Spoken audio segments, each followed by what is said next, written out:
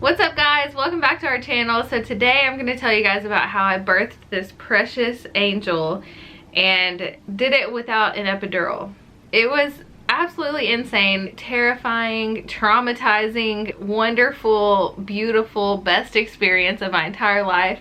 If you guys want to know about how this happened, keep on watching.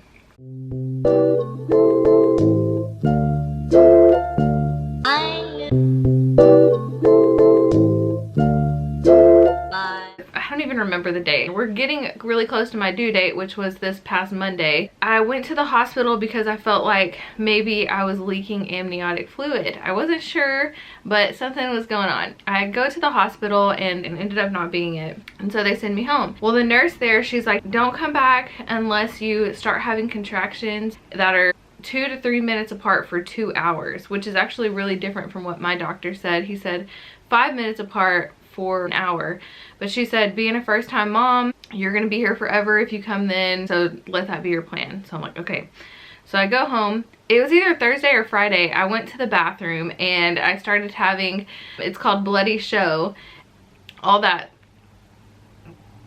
I wasn't really sure if that was exactly what it was, and so I called my nurse for my doctor and I said, you know, this is what's going on. Do I need to go to the hospital? And she calls me back and she said, you know, if it gets worse or you bleed more, then yes, I would definitely go. Or if you don't feel any movement for a long time. So at this point, I'm just kind of paranoid. And I just really don't want to come off as like a hypochondriac, but I'm like, I also would hate myself if something was wrong and I didn't go in. And so I ended up going in. They admit me to the back and she checks to see how much I've dilated, and I was exactly the same as the last time that I went in. And she was like, you're not having any contractions or anything like that? And I said no. And so she basically sends me home again. No baby yet.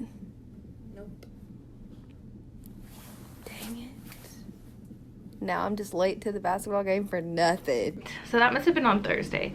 So then Friday night, I started having what felt like contractions. I was not really sure, just kind of like some little pains, kind of felt like period cramps. So I'm just kind of like enduring it. Looking back, it's very obvious that that was the start of contractions. Now I know, but then I didn't. So it got to the point where we were out to dinner.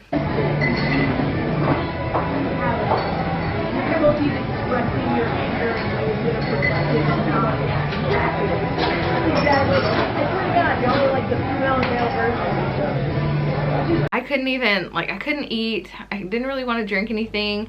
And every time one would hit me, I would just kind of like close my eyes and just sit there and try to make it through it. It would be like a minute, not even a minute, maybe like 20-30 seconds of just kind of like an annoying type pain.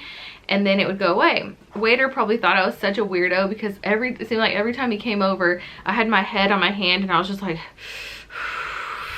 just like looking all irritated. He probably thought that I was mad because he had actually messed up my order too, and I just wanted to explain it to him so bad, but I was just in pain and not even worried about that. We go home that night and my contractions start getting stronger and a little bit closer together, but still like very sporadic. Like I would have one and then 25 minutes later have another one, and then 8 minutes later have one, and 30 minutes, and so on. They started coming a lot stronger and a lot more often, but still not the consistent intervals that it needed to be for me to go into the hospital. Travis goes to sleep, and I'm thankful that he did because he was able to get a good night's rest before, because I didn't get any sleep at all.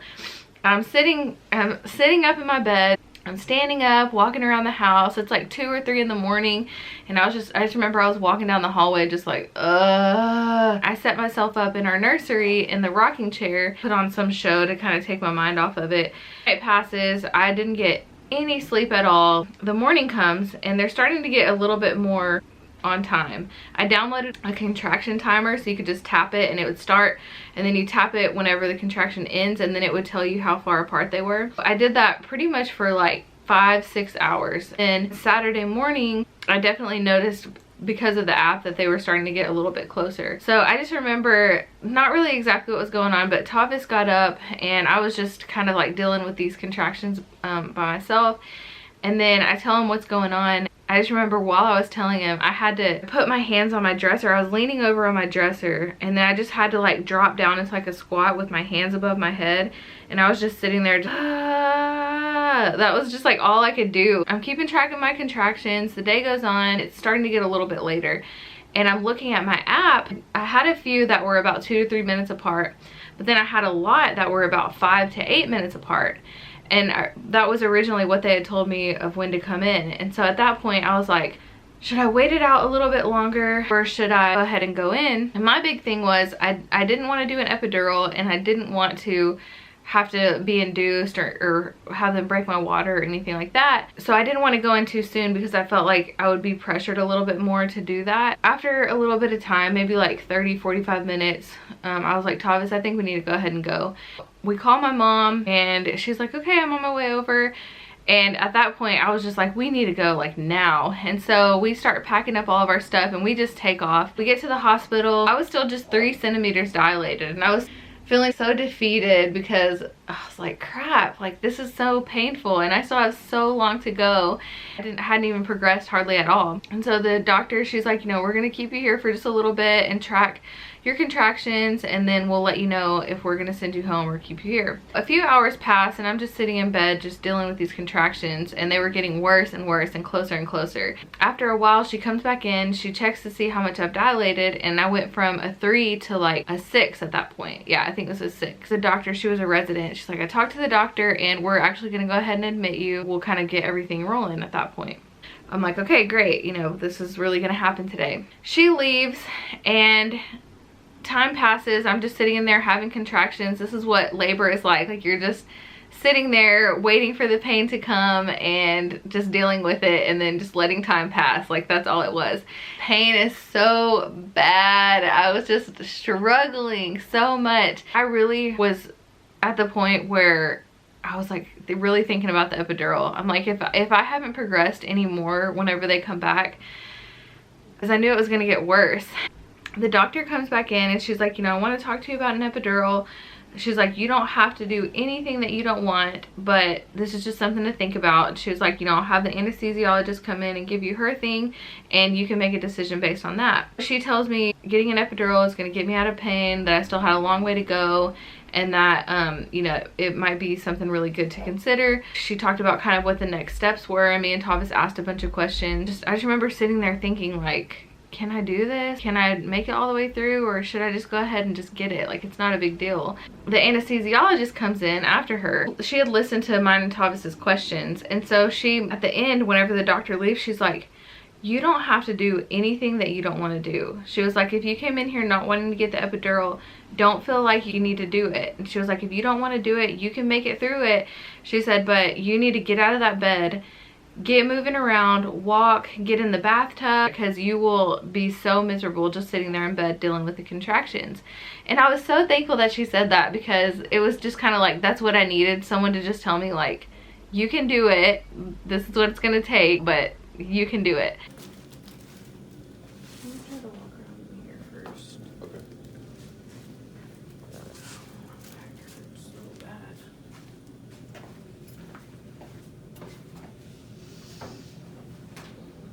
Make sure you breathe, babe.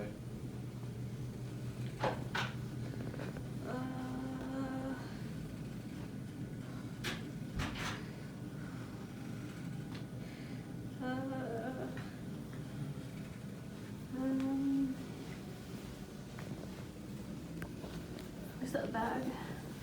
You gonna throw it? The bag.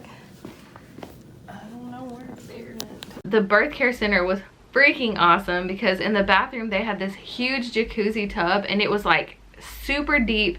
It had jets and everything, and they told me that I could go sit in there if I wanted. Dealing with these contractions, they're so strong and powerful, and at that point I was like, how could I have ever not known if I was having a contraction or not? Because it was absolutely clear that I was having a contraction when it started, when it ended. It was just like this wave of pain that I can't even explain. Tavis is like, well, let's just get you in the bathtub. So he goes and he starts the bath. I make my way over there once it's full. Well, Tavis, he's thinking that because I'm in so much pain, he wanted the bath, he thought that the bath should be really hot, which it was absolutely wonderful. It's super hot. He's got the jets going. I'm sitting in there. It's like almost immediate relief. Then finally they're like, okay, let's go ahead and get you out and we'll check you out and see if you've dilated anymore. So I go to stand up, and it was just like a wave, just I felt like I was gonna pass out. And I I hadn't been able to drink or eat anything since like 9 o'clock the night before, and this was probably like maybe 3 or 4 o'clock. Even water, every time I would drink any type of fluid, I would throw up. So that whole time I was having contractions and throwing up. It was horrible. I get out of the bathtub, I can't even stand. I'm like shaking, I'm so limp and weak. I was like, had both arms around Tavis and I just couldn't even hold my weight up. The nurses were like, okay, let's get her back to the bed. And so at that point they gave me an IV with fluids, so I was able to kind of get rehydrated because my blood pressure dropped like super low too. A little while later they came back and checked me and I was at an 8. That's whenever I felt like, okay, I can definitely do this. I was very close to giving in and just getting the epidural. And at that point I was like, okay, an 8, like there's no way I can not do this. Me and Tavis joked about it later, but honestly that entire day my pain was so bad. I think I opened my eyes probably like 2 or 3 times the entire day.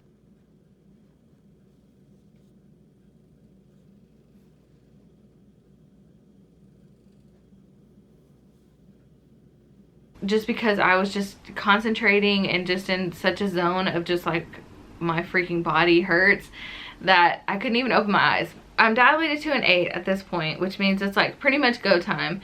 The doctors are coming in and they're like, you know, we're gonna start getting everything ready. They bring in the little bassinet thing for him and like getting everything ready for him to come, and a bunch of nurses start piling into our room. So what they did at that point is they brought one of those exercise balls, but with the office chair back, and they roll this chair in there. They set it up beside the bed, and one of the nurses, she's like, okay, I'm gonna need you to get out of the bed. You're gonna sit on this chair and you're gonna lean over on the bed with your head on your hands. I get up and I sit on the ball, and she's like, you need to tell me if you get an urge to push at all. She was like, it might feel like you need to take like a big poop. She was like, but if you get any type of urge to push, make sure you tell us. I couldn't even respond to anybody at this point. It's just crazy because the last thing on my mind was, I was like butt naked. Who knows what the heck my hair looked like. They had like somebody, I guess Tavis was putting a rag on my forehead, and so I have curly hair and they would like pull it off forward every time. So I know I probably had like all kinds of craziness going on. I had no makeup. I had all these plans to look cute this day. No. Anyway, I'm sitting on this ball, and at that point every contraction was just making me like, ah! And Tavis would just tell me to breathe, and I would start trying to do the, you know, like what you see in movies, like and that was just how I was kind of dealing with it at that point. So pretty much as soon as I sat on the ball, I was like, I feel like I have to push. Like my whole body would just like tense up, and it was like everything was just telling me to just push. And it's just crazy, like my body just totally took over. And so the nurse is like, okay, she's saying she's got to push. So they put me back in the bed, and the doctor said, based on like how I was kind of moving around the room, she was like, I think you might be good delivering in like a squatting position. So they bring in this like bar, it's like a gymnastics bar type thing, and they hook it onto the bed, and she tells me after my contraction, whenever I'm ready, I can stand up and grab onto the bar and squat down and push that way. And goes the other way. Flip it around. Yeah, there you go. So we're gonna put this on the bed.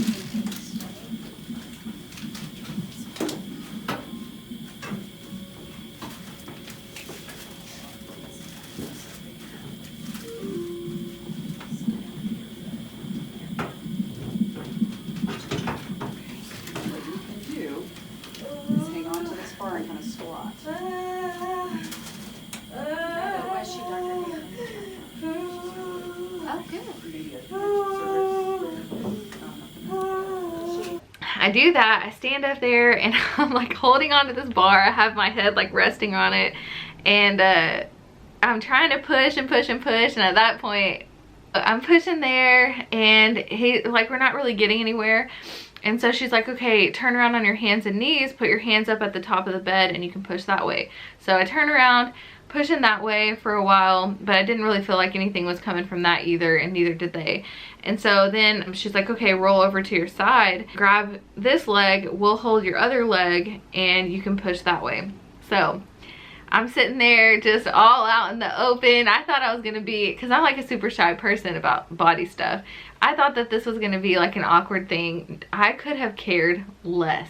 Like there was no thought in my mind about who was in there, who was seeing what was going on. All I could think about was the pain and just pushing. Like that was it. It was just like my body just totally took over. So at that point, I'm sitting there holding my leg open, trying to push. They're all like he's coming, like just keep going. Every contraction they would tell me to just push, and they're like go go go go go go go go go.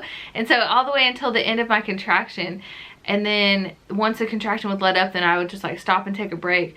And I just remember like I would push until I couldn't push anymore, and then I would push even a little bit more, and then I would need to take a breath in, and they're like, just one more. And so I would push again right after. But there was a couple times where I'm like, there's no way after that push I just did that I could push again. And so the pain was just horrible. At this point, I was screaming my head off. I could hear, after I gave birth, I could hear other little babies and stuff crying throughout the hospital. So I know I probably terrified some moms because I was screaming my head off every contraction I got. But at that point, I'm sitting there and Tavis is right here, and he's telling me to just breathe and that, you know, he's almost here. The nurses and the doctors were all just like cheering me on, and I'm sitting there and they're like, okay, one more push, 1 or 2 more pushes, and he's gonna be here. And so I just remember I got this big contraction, and I was just like, ah. It's so funny now, but, and so I push and push and push, and I can feel things that I don't want to explain. I'm pushing and pushing and pushing, and next thing I know, I just feel this like rush from my body.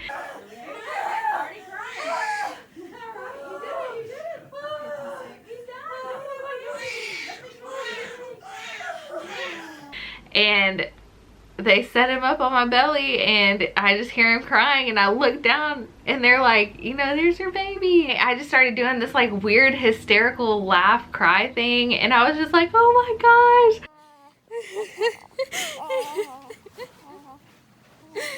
Oh, he's so sweet. Oh my goodness. He's so cute. And I just couldn't believe it. I just remember just seeing his face for the first time, and he was looking up at me.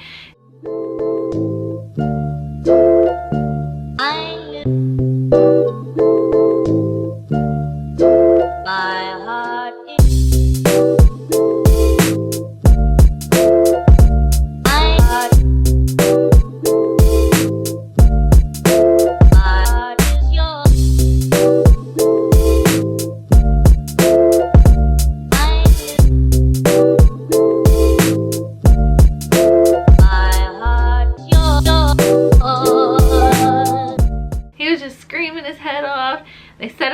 chest, and he's just like wiggling around, and he's already like trying to feed, and so he was just like ha ha ha. Had his mouth wide open looking to eat.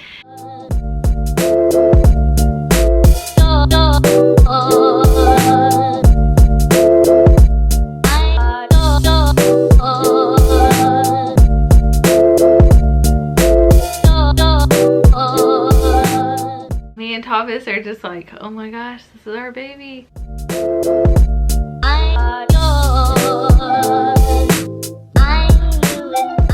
And at that point is whenever they start like stitching things back up and getting everything back in order down there and cleaning up. It was just like, I didn't even care. I had my baby sitting on my chest.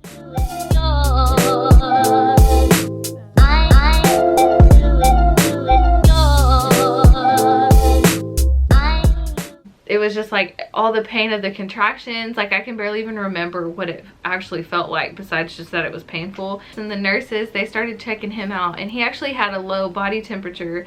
And so we did skin to skin for a while, and then they took him and put him under a little heat lamp thing to try to get his temperature up. It was the craziest thing I've ever experienced in my life. The worst pain I've ever experienced in my life, but it was so crazy. So crazy. How was it? I had my baby with no epidural, no nothing.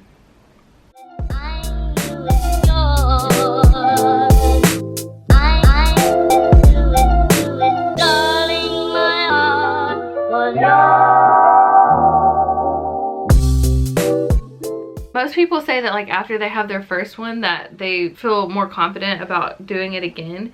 But honestly, after that experience, I think I'll be more scared the second time, honestly, now that I know what it was like. But it was kind of traumatizing, I'm not gonna lie. And even for Tavis, like, we tried to film this video yesterday and we started talking about it, and he was like, I'm seriously getting anxiety just talking about it again. He was like, you don't know what it's like to sit there and watch someone that you love be in so much pain and not be able to do anything about it. He was a great support system. You know how sometimes whenever people cheer you on, like, they can do too much and you're just like, shut the heck up. He was perfect. He would just like whisper in my ears, breathe, count to 3, take deep breaths, like you have to settle your breathing down. And he was just like very practical and sweet about everything. We both just love him so much, and we're just so happy that he's here. I was so thankful that I was able to do it, because I think I would have been a little disappointed in myself if I would have gave in and got the epidural. So this is Ace. This is our little baby boy. He's actually Tavis the third. We decided to nickname him Ace because Trace is like a kind of a common name for the third, and just kind of a play on Trace, we just went with Ace. So this is Ace. It's like hard to name a human. It's like, how do you know what fits them, especially whenever they don't have personalities yet? If you guys follow me on Instagram, you've already seen an overload. If you don't follow me on Instagram, go follow me. I've gotten so inspired by motherhood. A lot of things that I want to share with you guys, so make sure you guys subscribe, hit the thumbs up on this, and if you guys have any questions, please send me a message, because I do not have a problem talking about this at all, about my experience. I've already had a few new moms reach out. One thing that I have to say is that since I became a mom, like, the motherhood bond is so real. We're just connected by this motherhood thing, and it's been really cool. Well, thank you guys so much for watching. Hopefully it wasn't TMI for you guys. I'm trying to keep it real but also not too real. Have a great day, and I'll see you guys next time.